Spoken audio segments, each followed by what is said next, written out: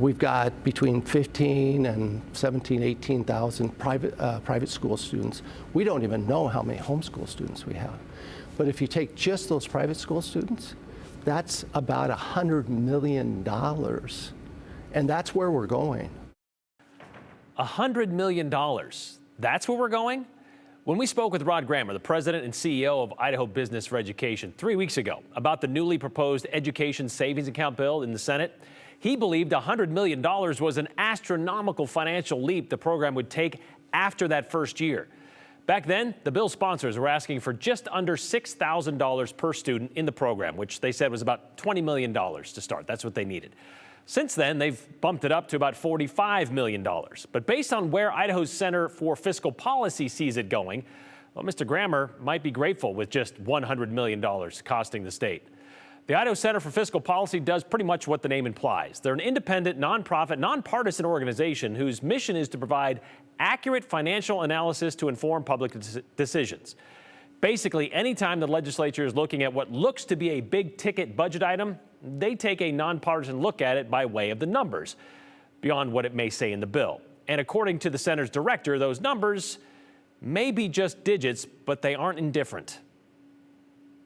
As a state, we invest in the things that we value, right? So numbers aren't always like, cold and hard facts. They really are an expression of the kinds of investments we want to make as a community and the kinds of things we prioritize.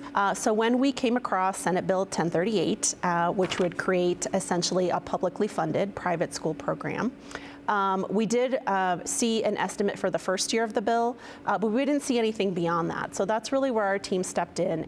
And she's right. That first year, the bill's fiscal note asks for $45 million to move from the state general fund into the education savings account program to pay for about 6,600 students. So when the Idaho Center for Fiscal Policy projected for the second year and beyond, well, that $45 million seemed like a minuscule clank in the coffer. And what we found when we took a look at that was that costs from this program would increase dramatically from $44 million approximately in the first year to upwards of $360 million in the second year, or when the program was more fully implemented. That's a big jump. It is quite big, and decision makers always want to know what are the fiscal impacts, because at the end of the day, we have to set a budget for the state. We have to say, we're going to invest in this or that. 45 million to 363 million. Mm-hmm. That's like an 800% increase. It is. Did that shock you?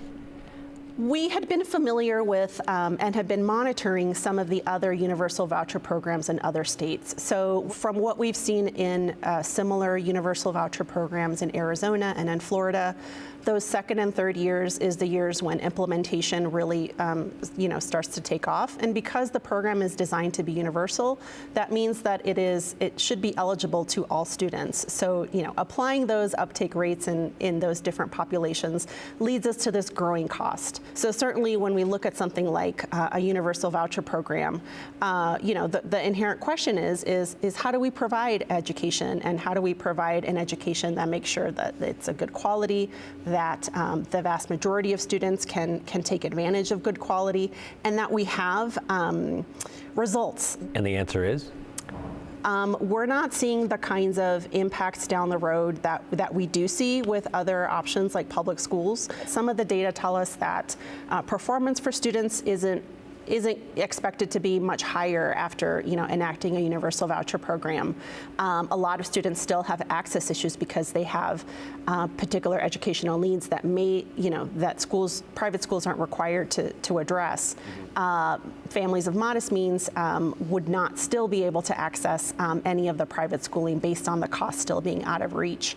I think for those factors, the investment, which is considerable, of upwards of $360 million, may not make sense. As you heard, the Center for Fiscal Policy looked at Florida's and Arizona's ESA programs. Arizona's, by the way, is what Idaho's program is based on. And what the center also found with Arizona's program, about 45% of those enrolled came from an area where the median household income is more than $80,000 a year. Less than a third came from areas where the income is below $61,000 a year, which is the median income for the entire state, showing how the program primarily benefits wealthier families, they say. We tried to ask the sponsors of Senate Bill 1038, that would be Republican Senators Tammy Nichols and Brian Lenny, about this analysis, but our email went unanswered. And one of the questions we would have likely liked to have asked them, do their kids attend public or private school?